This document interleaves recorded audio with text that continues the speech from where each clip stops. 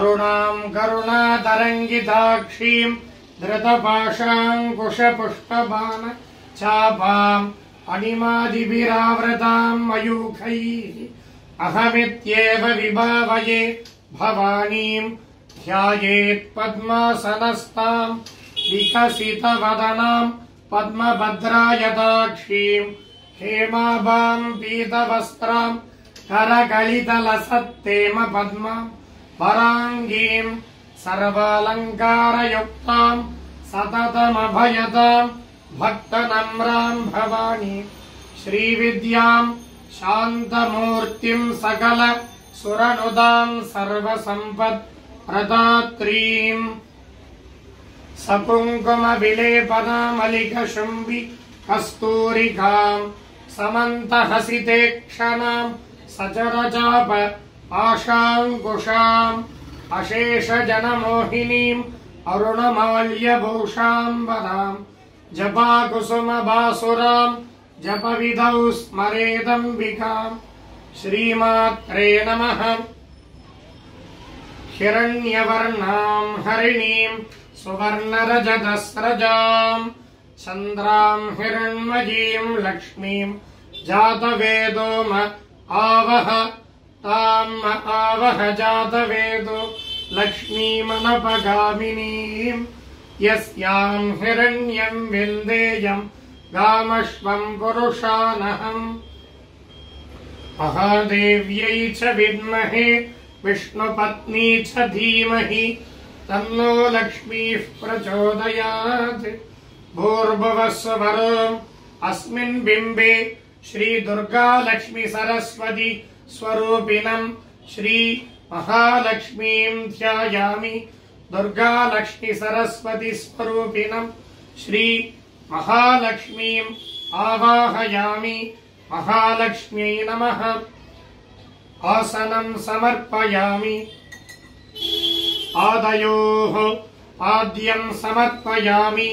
हस्तयोः अर्घ्यं समर्पयामि। मुखे आचमनीयं समर्पयामि।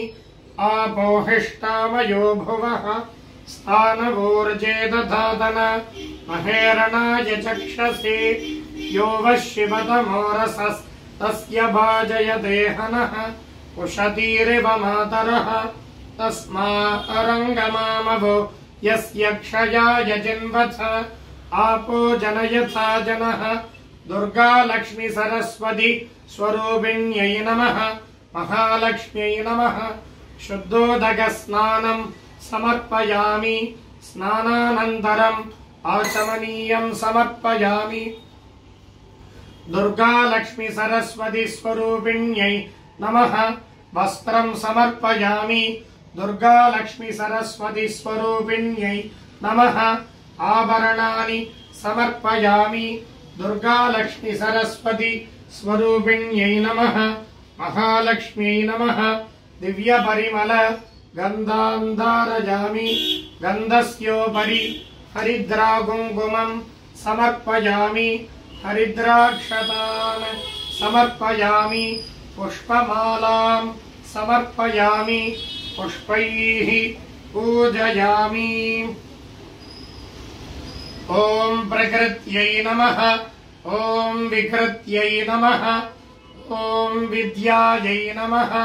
ॐ सर्वभूतहितप्रदायै नमः। ॐ श्रद्धायै नमः। ॐ विभूत्यै नमः। ॐ सुरभ्यै नमः। ॐ परमात्मिकायै नमः। ॐ वाचे नमः। ॐ पद्मालयायै नमः। ॐ पद्मायै नमः। ॐ शुजये नमः।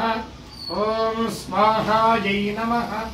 ॐ स्पदायै नमः। ॐ सुतायै नमः। ॐ धन्यायै नमः। ॐ हिरण्मय्यै नमः। ॐ लक्ष्म्यै नमः। ॐ नित्यपुष्टायै नमः। ॐ विभावर्यै नमः। ॐ अदित्यै नमः। ॐ दित्यै नमः। ॐ दीप्तायै नमः। ॐ वसुतायै नमः।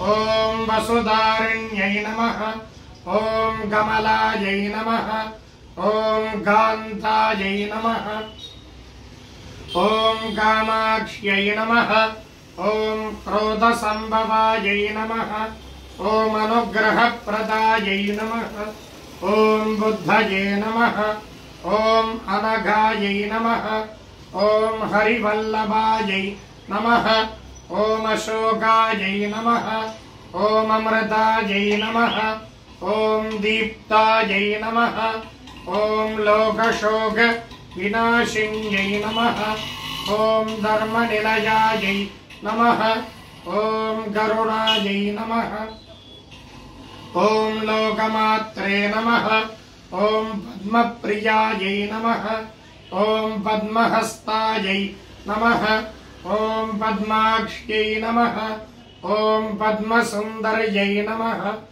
ॐ पद्मोद्भवायै नमः ॐ पद्ममुख्यै नमः ॐ रमायै नमः ॐ पद्ममालाधरायै नमः ॐ देव्यै नमः ॐ पद्मिन्यै नमः ॐ पद्मगन्धिन्यै नमः ॐ पुण्यगन्धायै नमः ॐ सुप्रसन्नायै नमः ॐ प्रसादाभिमुख्यै नमः ॐ प्रभायै नमः ॐ चन्द्रायै नमः ॐ चन्द्रवदनायै नमः ॐ चन्द्रसोदर्यै नमः ॐ चतुर्भुजायै नमः ॐ चन्द्ररूपायै नमः ॐ इन्दिरायै नमः ॐ इन्दुशीतलायै नमः ॐ आह्लादजनन्यै नमः ॐ पुष्ट्यै नमः ॐ शिवायै नमः ॐ शिवङ्कर्यै नमः ॐ सत्यै नमः ॐ विमलायै नमः ॐ विश्वजनन्यै नमः ॐ दुष्ट्यै नमः ॐ दारिद्र्यनाशिन्यै नमः ॐ प्रीतिपुष्करिण्यै नमः ॐ शान्तायै नमः ॐ शुक्लमाल्याम्बरायै नमः ॐ श्रियै नमः ॐ भास्कर्यै नमः ॐ बिल्वनिलयायै नमः ॐ वरारोहायै नमः ॐ यशस्विन्यै नमः ॐ वसुन्धरायै नमः ॐ उदाराङ्गायै नमः ॐ हरिण्यै नमः ॐ हेममालिन्यै नमः ॐ धनधान्यकर्यै नमः ॐ सिद्धये नमः ॐ स्थैर्नसौम्यायै नमः ॐ शुभप्रदायै नमः ॐ नृपवेश्मगदानन्दायै नमः ॐ वरलक्ष्म्यै नमः ॐ वसुप्रदायै नमः ॐ शुभायै नमः ॐ हिरण्यप्राकारायै नमः ॐ समुद्रतनयायै नमः ॐ जयायै नमः ॐ मङ्गलायै नमः ॐ देव्यै नमः ॐ विष्णुवक्षस्थलस्थितायै नमः ॐ विष्णुपत्न्यै नमः ॐ प्रसन्नाक्ष्यै नमः ॐ नारायणसमाश्रितायै नमः ॐ दारिद्र्यध्वंसिन्यै नमः ॐ देव्यै नमः ॐ सर्वोपद्रववारिण्यै नमः ॐ नवदुर्गायै नमः ॐ महाकाल्यै नमः ॐ ब्रह्मविष्णुशिवात्मिकायै नमः ॐ त्रिकालज्ञानसम्पन्नायै नमः ॐ भुवनेश्वर्यै नमः ॐ धनलक्ष्म्यै नमः ॐ धान्यलक्ष्म्यै नमः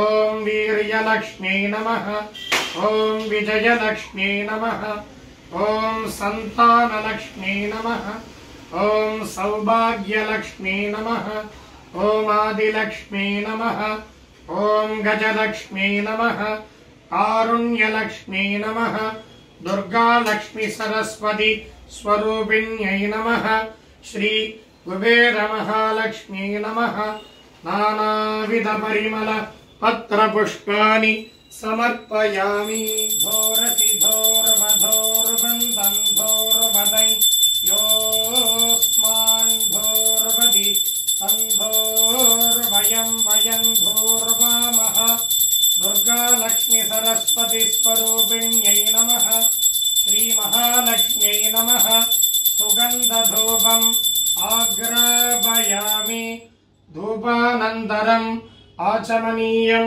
समर्पयामि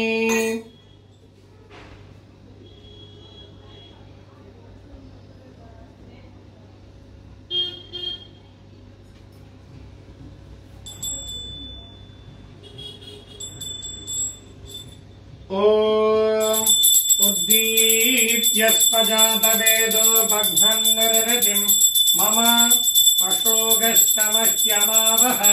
जीवनं च दिशो दिश मानो हि गुंसीज्जातवेदो गामश्वं पुरुषं जगते अबिभ्रदग्न आगहि श्रिया मा परिपादय दुर्गालक्ष्मी सरस्वती स्वरूपिण्यै नमः महालक्ष्म्यै नमः आज्यदीपं दर्शयामि धूपदीपानन्तरम् आचमनीयं समर्पयामि बहुग्वै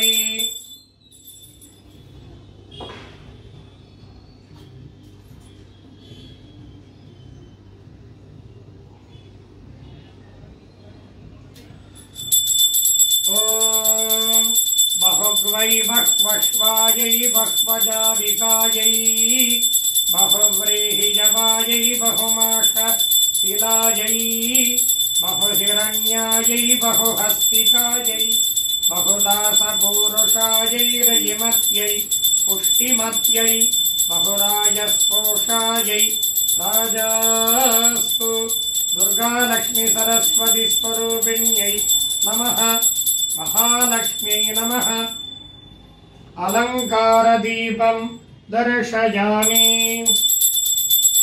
भूर्भुवस्सुवः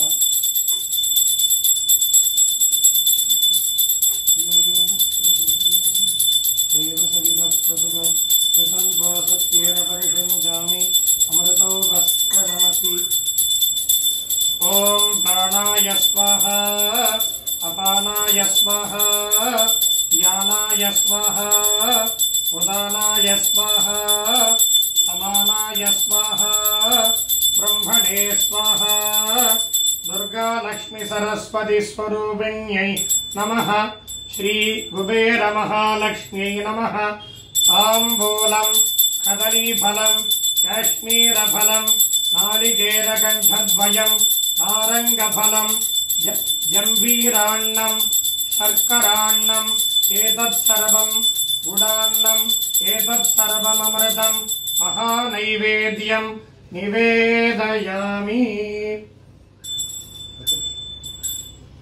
एतत्सर्वम् अमृतम् महानैवेद्यम् निवेदयामि अमृतापिदानमसि नैवेद्यानन्तरम् आचमनीयं समर्पयामि भूर्भुवस्सुवः पूगीफलसमायुक्तं नागवल्लितलेर्युतं कर्पूरचूर्णसंयुक्तं ताम्बूलं प्रतिगृह्यताम् ताम्बूलं समर्पयामि महादेव्यै च विद्महे विष्णु पत्नी च धीमहि तन्नो लक्ष्मीः प्रचोदयात् गौरीमिमाय सलिलानि दक्षति एकपदी विपदी सा चतुष्पदी अष्टापदी नवपदी बभूवुषी सहस्राक्षरा परमे व्योमन् दुर्गालक्ष्मी सरस्वती स्वरूपिण्यै नमः कुबेरमहालक्ष्म्यै नमः कर्पूरनीराजनं दर्शयामि नीराजनानन्तरम् आचमनीयं समर्पयामि दिव्यरक्षां धारयामि ॐ हर